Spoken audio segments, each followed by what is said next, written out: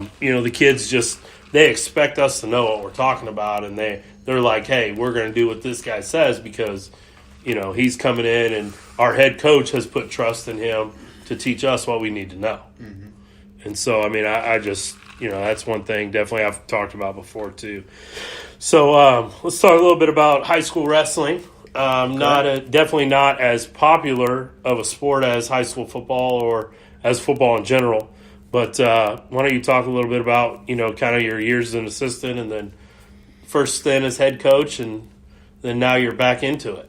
Well, as an assistant, I was an assistant when I was in college playing college football at Mid-American Nazarene University. During the winter, I'd go over and be an assistant on staff and help out because it is a winter sport, and it would help me stay in shape and help me stay on the mat and just stay in the sport. It's something I wrestled in high school, and once it gets in your blood, it's just kind of there. It's hard to get it out, and I just kept wanting to get back on the mat, and so I was able to do that as an assistant in college. And I assisted other places, but it ended up coming full circle back to Shawnee Mission East.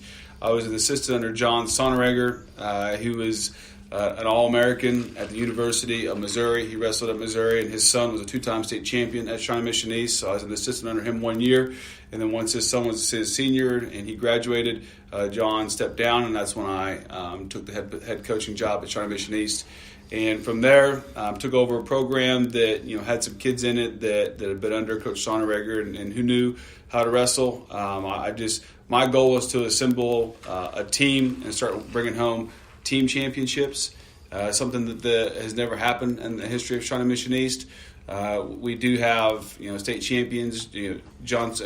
Ryan Sonneregger is a two-time state champion. Joe Johnson was a two-time state champion. Joe Johnson went on to wrestle at the University of Iowa and was runner-up at Iowa. If you know anything about wrestling, Iowa is kind of a big program, and Joe Johnson was runner-up there at Iowa. He's a Shawnee Mission East product. And then Ryan Sonneregger went on to wrestle at Mizzou and then transferred to Boise State, I believe, to finish up his career, or maybe it was Portland. It was Portland to finish up his college career. And then, so I took the head job, and their first year we were absolutely awful. I was talking about today how there are kids who should have been state placers that were not state placers just because I was an awful first-year head coach. And so we learn from our mistakes. We try not to repeat them. Wise guys learn. If you're wisdom, you learn from your mistakes. You try not to repeat them. And so moving forward, I learned from things that we did well, things we didn't do well. And, the next year was even better. We had guys who had my first placer at state when I was my second year as head coach. We're starting to climb the ranks in the Sunflower League. We're starting to climb the ranks in our region, and we're getting better at the state level. My third year as head coach, we won the Sunflower League, which is pretty big. We never had won it in the history of Shawnee Mission East. That's a huge accomplishment. Yeah, that's awesome. First ever league title. First ever in the history of Shawnee Mission East. We win a league title. We win it big, so that was pretty exciting for those guys. And that same group, my third year there as head coach, we placed the highest as a team that we've ever placed in the history of Shawnee Mission East. We placed fourth in the state that year. You place top three, you bring home a trophy. We were one wrestler shy of bringing home that third place trophy, and that wrestler blew his knee out in the championship match at regionals. So you got to qualify in regionals to go to state. Yeah. And in the championship match, he blew his knee out. Oh, and he would have been that guy who was another state placer for us. He would have brought home a podium. He'd have been on the podium with his points. We would have brought him the third place trophy. So, So barely miss out on that. Barely miss out on that. And, we go through a little lull where we had to kind of rebuild the program once that class graduated. We win we win two more Sunflower League titles. We win regional titles, I think 3, maybe 4 regional titles. We place in the top 10 again. We placed 6th. 1 year we placed 8th. Another year I had 3 top 10 finishes. One of them was 4th as a head coach in my 9 years. And lots of state placers. So we had a good run. Mm-hmm. I stepped away once we had our second daughter because being a defensive coordinator and head wrestling coach, was once we had our second daughter, it was a little too much. The wife kind of said something needs to give. And so wrestling was it. I can totally relate to that. I stepped down from wrestling because back-to-back seasons, it was a little rough. Yeah, as you know, as a football coach, it's all summer, it's all fall, and it's very time-consuming, and needed to have that break to spend with family in the winter. So, and especially once you guys got rolling in football, I mean, you were playing a couple games into November, and maybe even possibly there was no break at all. You're just getting done with football on a Friday, and you're walking into wrestling on Monday. So, correct. I mean, absolutely. You definitely, after my coaching career kind of changed a little bit too after having my second daughter when I was married the first time, and kind of my wife was the same way. Hey, something's got to give here. Something's got to give. Kids change things. I wasn't 23 years old anymore, and with no kids. When I was 23 and had no kids, I could do football, wrestling, and track in the spring, right? And there was nothing. Hey, that's fine. And she was fine with that. But once kids come in, things change, and rightfully so. It should. You should be able to spend time with your family because that's important. I've always said you get 18 years with your kids in your house to raise your kids.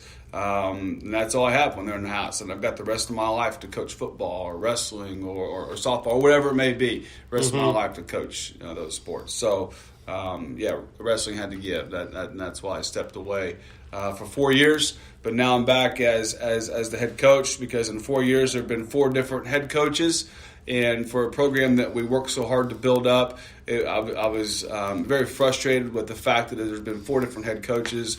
The program is not in a good position when we got it. We're better now than when we first got it, but we've got a long ways to go. And at preseason meeting, all my staff, which are great guys, they're all Shawnee Mission East guys, wrestled at Shawnee Mission East. They were state placers at Shawnee Mission East. They bleed Columbia blue, and they want to see the program come back. And they said, how many returning varsity wrestlers do we have? So we've got 1. Yeah. We got 1. It's Dane Erickson. And Dane's tough. Yeah, Dane's tough kid. He's football tough. kid, football too. Player, multi-sport athlete. He's tough, but when you only have 1 returning varsity wrestler... That's rough. It's I mean, going to be a rough season. We've talked about this a little bit before the show, but, when you have 4 head coaches in 4 years, the kids see that, and kids are like, well, why am I going to invest my time in this deal when it's just going to be a new system next year, a new guy? Yeah. It's harder for them to buy in. Absolutely. Wait, so you telling me it comes back down to culture and stability? Yeah. We're at full circle here. Oh, yeah. But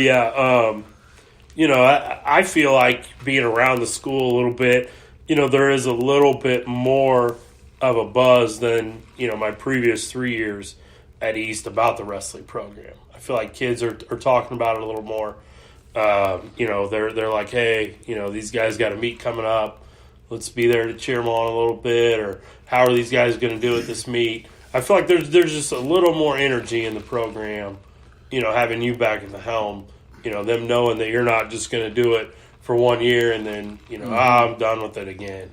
You're coming back to take this thing over and get it rolling. Correct. And I'm going to be there for a while. The assistants know that I'm going to be there for a while. All the guys, a lot of guys that I've coached have been back in the room. That's in a good wrestling culture.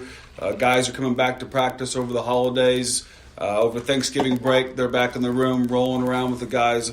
Over winter break, they're back in the room talking with the guys, sharing their experiences, why they wrestled, what they enjoy about the sport, and they're investing back in the kids who are in the room just like people invested into them when they were high school wrestlers. And it all goes back to, you talk about culture, but as a staff, we've got a pretty good resume of what we've done as a staff. So they look at that resume and know, hey, there's a formula for success. You guys have done it before. We can do it again, and we share that formula with them. Also, it helps that my staff are state placers. They've wrestled in college, whether it be Mizzou or we've got good people on our staff. The kids buy into that, and so that does create a buzz. And honestly, wrestling is one of the hardest things I've ever done in my entire life. The hardest thing I've ever done in my entire life. Tough. It's really tough. So I wrestled kids club. Okay. And so I know, man, you need to play football or basketball. It's a longer thing, but it's intense. I mean, the intensity that you go through within how long your periods 6 minutes. Yeah, I remember when 3 2-minute periods, 6 Yeah, minutes. so like it's nonstop and it's intense. It's awesome. That's why it's so addicting. I think too. Yeah. It's like once you get into it, if you win, it gets really good, man. Like that's Yeah, I wrestling's mean, awesome. It's fun. unlike football, it's a lot. It's not as much. It's a lot more of a one-on-one battle It is. because it's just you and that guy in there. And if you don't put the work in, you're That going to guy's get your ass embarrassed. kicked. And so what I tell my guys who miss practice, I said it's hard to have confidence if you miss practice.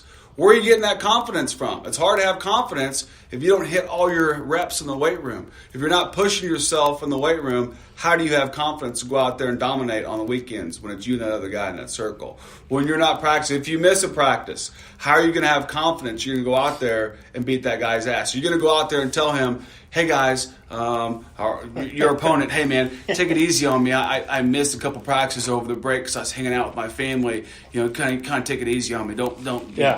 No, they're going to kick your ass and say you should have been at practice. Your family needs to respect the fact that you're a wrestler, that you're trying to compete for a varsity spot, that you want to win a match. And when you do win matches, do you think your family will be proud of you?